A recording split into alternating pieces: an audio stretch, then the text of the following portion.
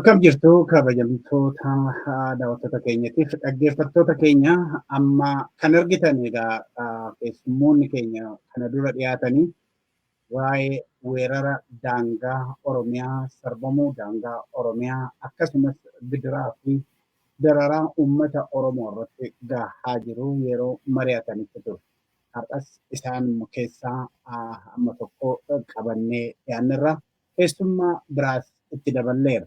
Keessummoonni keenya har'aa akkuma argitanii hooggantoota fi miseensota gameeyyii adda bilisummaa Oromooti.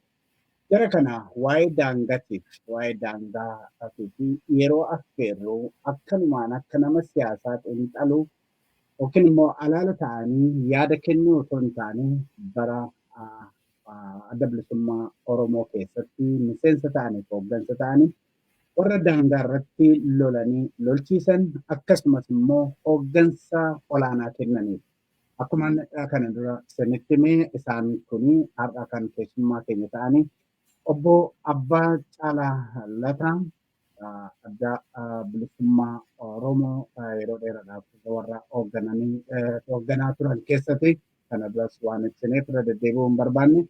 Akkasumas Bultum Biyyoo fi akkasuma adda bilisummaa Oromoo itti aanaa duree turanii sadaffaa irratti Bodeeressa Rooba miseensa gameessa adda bilisummaa Oromooti. Abbaa Caalaa Lataa yeroo nani Asmaraa turetti hooggansa kiyya dhiyoo kan beeksisaaf aadaa turani. Sana booda immoo kan damee siyaasaa walumaa galatti iddoo adda addaa keessatti hoogganaa kan turanidha. Akkuma isiniin jedhee jarri kuni lolanii lolchiisanii hooggansa kennaniiti waa'ee daangaa Oromiyaa kan beekan. Kanaaf sirriitti yoo dhaggeeffattan waa hedduu irraa dhageessuu jedheen abdadha. Egaa yeroo ammaa kana akkuma gama OMN irra deddeebinee gabaasaa jirru miidiyaan biraas gabaasaa jiranitti daangaan Oromiyaa gama kaabaatiin finxaaleeyyii naannoo Amaaraatiin hedduu sarbamaa jira. Ummatichis buqqaa jira. Keessumattuu Horroo Guduruu Wallaggaa fi Wallaggaa Bahaatti. Gara Bahaatiin immoo Liyyuu Haayilii kan jedhamu humna shororkeessaa kan naannoo Somaaleetiin duraanis kana dura uummata keenya hedduu buqqise. Egaa gama kanaanii Harargee dabalatee Baalee Booranaa yeroo ammaa kana ummata kana shororkeessuu bira darbee daangaa Oromiyaa hedduu keessa seenanii kan akka madda walaaboo hanga daangaa qarqara ta'utti taasisuuf yaalii godhaa jiru.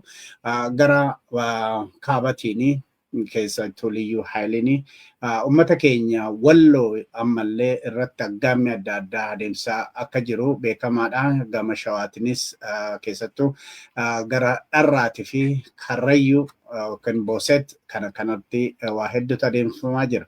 Egaa jara nama kanarraa ka'uudhaan har'a marii keenya kan adeemsifnu erga kana dura marii wajjiniin adeemsifne asitti mee gabaabadhumatti keessattuu naannoo dhalootan keessatti dhalattanii odeeffannoo argattan akka Oromiyaattis immoo erga sana asitti maaltu taatee maal dhagahaa jirtu akkamitti ilaaltanii sanarraa kaaneeti gara hundee isaatti deemna. Yeroo baay'ee biraanchii sarara hasaama sarbamiinsi daangaa Oromiyaa lafti Oromiyaa sarbamuun Oromoon miidhamuun dararamuun hundeen isaa maalinni kan jedhu duubatti san sindeebisa garuu jalqaba irratti mee Oromiyaa irraa maal dhagahaa jirtu yeroo ammaa kana haalli daangaa Oromiyaatii fi Oromoo maal keessa jira kan jedhu irraa kaanu obbo Abbaa Caalaa Lataa irraa ka'u.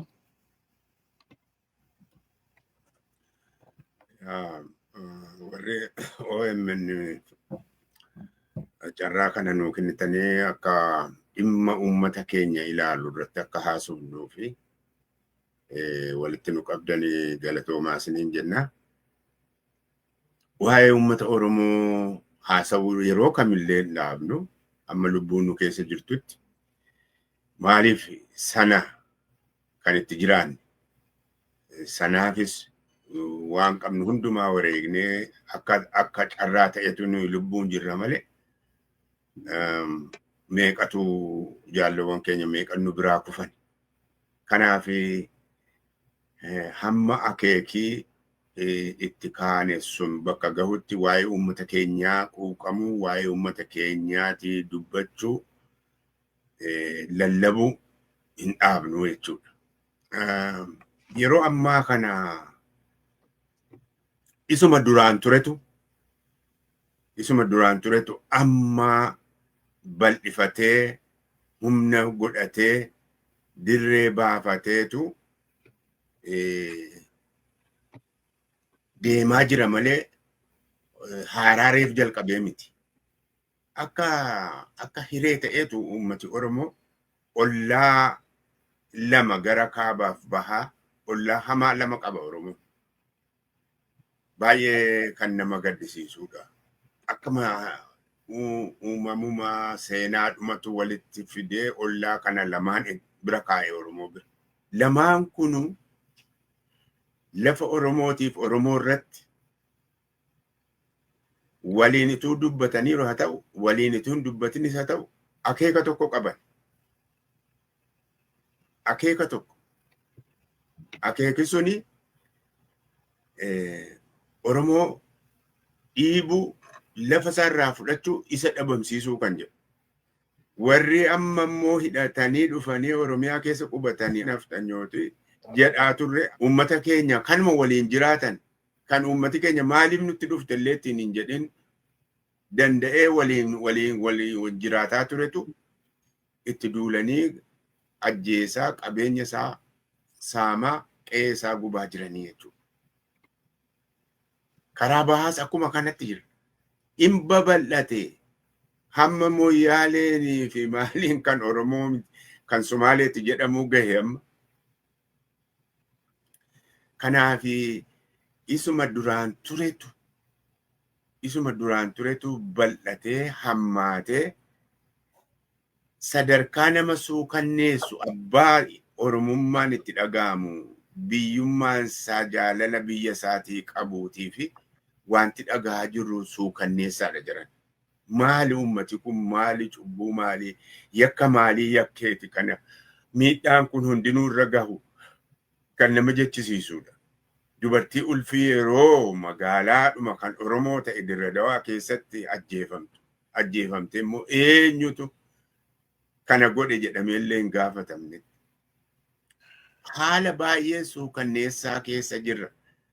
Haala ol fuudhanii cinaaksanitti kan arginetu nama ol fuudhanii fannisaa jiran kanumaa immoo suuraa kaasanii gannuu ergan sadarkaa sanarra jirra jiran. Oromoon dhumaa jira. Oromoon buqqa'aa jira. Qe'ee isaarraati, qabeenya isaati, lafa handhuura isaatti awwaalamte irraati.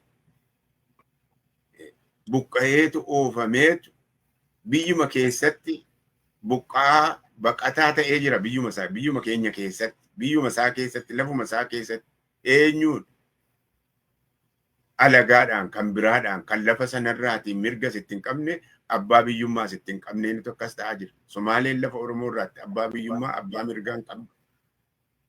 Qubataan Amaaraa dhufee achi keessatti faannoon of ijaarte lafa Oromootu tola jedhee fi tola ooltummaadhumaan kenneef yoo ta'e malee mirgatti hin qaban. Kanaaf haalli har'a deemaa jiru baay'ee suukanneessaadha. Waan nama teessisu miti. Waan nama fiiksisu humna qabu kan bosonatti galchee mirga isaa falmachuudhaaf biyya isaa ittisuudhaaf hojjechuu qabuudha malee kan nama teessisu miti.